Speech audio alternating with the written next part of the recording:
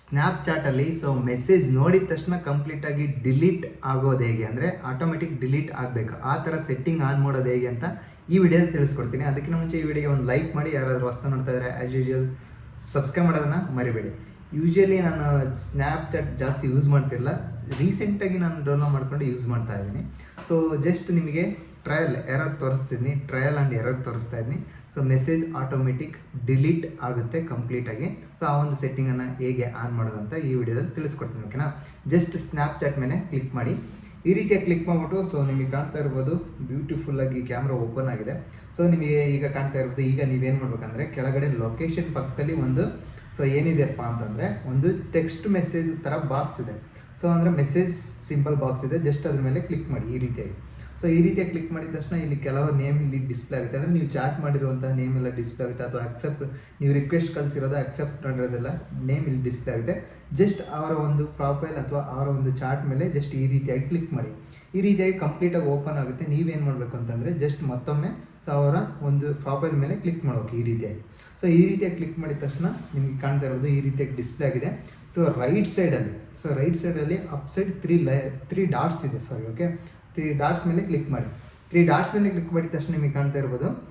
ಇಲ್ಲಿ chat and notifications settings ಅಂತ ಇದೆ, ಜಸ್ಟ್ ಅದ್ರ ಮೇಲೆ ಕ್ಲಿಕ್ ಮಾಡಿ. ಅದ್ರ ಮೇಲೆ ಕ್ಲಿಕ್ ಮಾಡಿದ ತಕ್ಷಣ ಈ ರೀತಿಯಾಗಿ ಡಿಸ್ಪ್ಲೇ ಆಗುತ್ತೆ. ಡಿಲೀಟ್ ಚಾಟ್ಸ್ ಅಂತ ನಿಮಗೆ ಕಾಣ್ತಾ ಇರ್ಬೋದು. Clear from chat feed, pin conversation, pin shortcut and home screen. Next ಬರೋದು ನಿಮಗೆ ಆಪ್ಷನ್ ಡಿಲೀಟ್ ಚಾಟ್ಸ್, ಅದ್ರ ಮೇಲೆ ಕ್ಲಿಕ್ ಮಾಡಿ. ಈ ರೀತಿಯಾಗಿ ಕ್ಲಿಕ್ ಮಾಡಿದ ತಕ್ಷಣ ನಿಮಗೆ ಕಾಣ್ತಾ ಇರೋದು when should chat automatically delete ಅಂತ ಇದೆ. ಅಂದರೆ ನೀವು ಚಾಟ್ ಮಾಡಿರ್ತೀವಿ ಅಂತ ಮೆಸೇಜ್ಗಳು ಯಾವಾಗ ಡಿಲೀಟ್ ಆಗಬೇಕು ಅಂತ ಹೇಳಿ ಕ್ವಶನ್ ಕೇಳ್ತಾ ಇದೆ. ಈಗ ನೀವೇನು ಮಾಡಬೇಕು ಅಂದರೆ ಆಫ್ಟರ್ ರೀವಿಂಗ್, ಅಂದರೆ ಆ ಒಂದು ಮೆಸೇಜ್ ನೋಡಿದ ತಕ್ಷಣ ಡಿಲೀಟ್ ಆಗಬೇಕು ಅಂತ ಅಂದ್ಕೊಂಡಿದ್ರೆ ಈ ಒಂದು ಸೆಟ್ಟಿಂಗನ್ನು ಆನ್ ಮಾಡಿ. 24 hours ಆಫ್ಟರ್ ರೀವಿಂಗ್, ಅಂದರೆ 24 ಗಂಟೆ ಒಳಗಡೆ ನಿಮ್ಮ ಒಂದು ಮೆಸೇಜ್ ಕಳಿಸಿರುವಂಥದ್ದು 24 ಗಂಟೆ ಒಳಗಡೆ ಆಟೋಮೆಟಿಕ್ ಡಿಲೀಟ್ ಆಗಬೇಕಂದ್ರೆ 24 hours ವೀವಿಂಗ್ ಮೇಲೆ ಕ್ಲಿಕ್ ಮಾಡಿ. ನೆಕ್ಸ್ಟ್ 7 days ಆಫ್ಟರ್ ವೀವಿಂಗ್ ಅಂತ ಇದೆ. ನಿಮಗೆ ಕಾಣ್ತಾ ಇರೋದು 7 days, ಅಂದರೆ ಒಂದು ವೀಕಿನ ಒಳಗಡೆ ನೀವು ಕಳಿಸಿರೋಂಥ ಮೆಸೇಜ್ ಆಟೋ ಡಿಲೀಟ್ ಆಗುತ್ತೆ.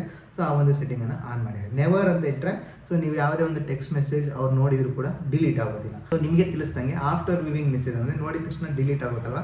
ಹಾಗಾಗಿ ಜಸ್ಟ್ ಆಫ್ಟರ್ ವಿವಿಂಗ್ ಮೇಲೆ ಕ್ಲಿಕ್ ಮಾಡಿ.